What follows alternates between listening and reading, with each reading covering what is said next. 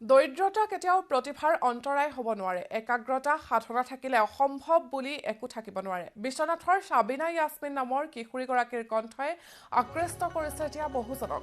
কিশোৰীগৰাকীৰ সুমধুৰ কণ্ঠত প্ৰাণ প্ৰায় উঠে গুৰুজনাৰ সৃষ্ট বৰগীত। জ্যোতি ৰাভা সংগীতৰ পৰা সাধুকণ্ঠৰ গীতলৈকে। অষ্টম শ্ৰেণীত পঢ়ি থকা সাবিনাৰ পিতৃ উছমান গনি পেছাত এজন পাণ তামোলৰ ক্ষুদ্ৰ ব্যৱসায়ী। তৎসত্বেও কিন্তু সাবিনাক লৈ দেখিছে বহুতো সপোন। সৰুৰে পৰা সাবিনাই গীত গাই লাভ কৰিছে বহুকেইটা বঁটা।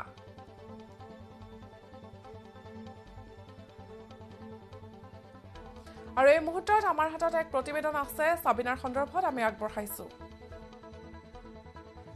একাগ্ৰতা সাধনা আৰু প্ৰতিভা থাকিলে দৰিদ্ৰতাও অন্তৰায় হ'ব নোৱাৰে। তাৰ এক জ্বলন্ত উদাহৰণ দাঙি ধৰিছে বিশ্বনাথৰ বাগমাৰীৰ এজনী কিশোৰী, নাম সাবিনা ইয়াছমিন। সৰুকালৰে পৰা সংগীতৰ প্ৰতি অতি ধাউতি থকা এইগৰাকী কিশোৰী বৰ্তমান মোৰ সৈতে আছে। আহক জানো তেখেতৰ মনৰ কথা। সাবিনা, তোমাক স্বাগতম জনাইছোঁ। তুমি সৰুৰে পৰা সংগীতৰ সৈতে জড়িত হৈ আছা, কি কোৱা?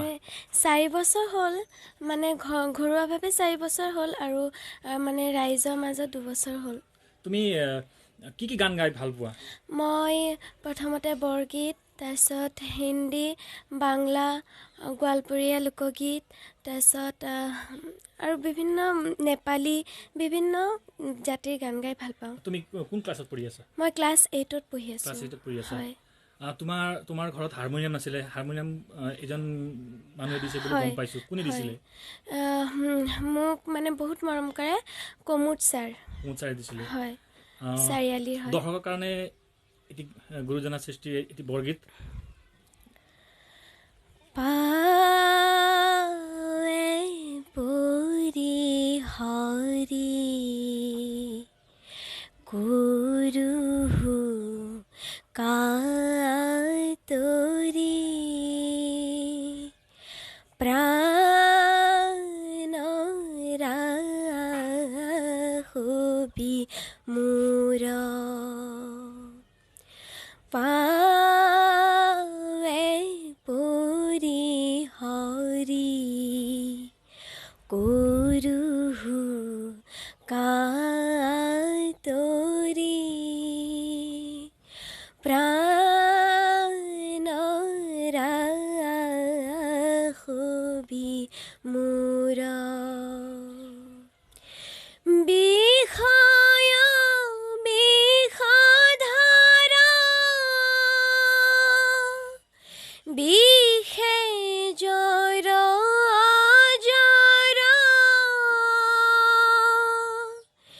জীৱন নাৰহে মোৰ প্ৰাণ ৰাখবি মোৰ উঠিৰ ধন জন চিত চঞ্চল উঠিৰ এহু সংসাৰ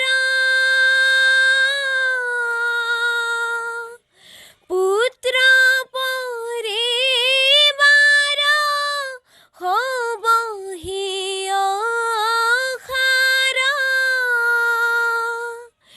জীৱন নাৰহে মোৰ। ভবা নাছিলোঁ যে এনেকুৱা হ'ব বুলি, আৰু মা দেউতাহঁতে মোক লগ দিছে। মই মা দেউতাহঁতক ধন্যবাদ জনাওঁ যে এখেতসকল মোক বহুত ধুনীয়াকৈ যত্ন কৰি মোক শিকুৱাইছে। যিমানখিনি পাৰে সিমানখিনিয়ে শিকাইছে। মই সংগীতক লৈ পৰিকল্পনা আছে যে মই ভৱিষ্যতত এগৰাকী মাতৃ শিল্পী হ'ব বিচাৰোঁ, আৰু সকলোৱে মোক চিনি পাওক মই কেনেকুৱা পৰিৱেশৰ পৰা ওলাই আহিছোঁ। আৰু পৰিৱেশ লৈ কেতিয়াও চিন্তা কৰিব নালাগে, নিজে চেষ্টা কৰিলে সকলোৱে হয়। তুমি কি কি গান গাই ভাল পোৱা? তুমি? মই ভূপেন্দ্ৰ সংগীত, জ্যোতি সংগীত, ৰাভা সংগীত, বৰগীত, হিন্দী, নেপালী বিভিন্ন ভাষাৰ গান গাই ভাল পাওঁ। এটি গীত আমাৰ দৰ্শকৰ কাৰণে গাবা নেকি?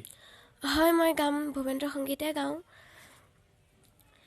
মেঘে গিৰ গিৰ কৰে আহা হিৰ হিৰ মেঘে কৰে মেঘে গিৰ গিৰ কৰে আহা হিৰ হিৰ মেঘে কৰে মেঘে গিৰ গিৰ কৰে হিৰ হিৰ মেঘে কৰে বালগি আগলুতি কলা পাত লৰে এজাক যেন বৰষুণ আহু আহু কৰে মেঘে গিৰ গিৰ কৰে আহা হিৰ হিৰ মেঘে কৰে। এইটো মই নিজে লিখা এটি বিহুগীত। মই নিজে কণ্ঠ দান কৰিছোঁ আৰু নিজে সুৰ দিছোঁ, নিজে লিখিছোঁ। সেয়েহে আশা কৰোঁ আপোনালোকে ভাল পাব। ঢুলীয়া কুলিয়ে গাব ল'লে গছৰ ডালত বহি লাৰু পিঠা তিল পিঠা আমি বনালো ৰাতি ঢুলীয়া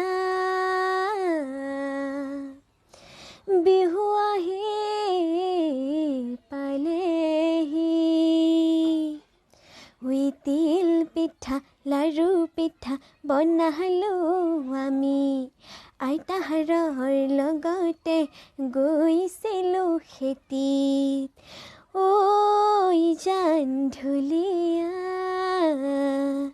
তই আহিবি জানো জানো মনটো তলা তই আহিবি জানো জানো মনটো তলা।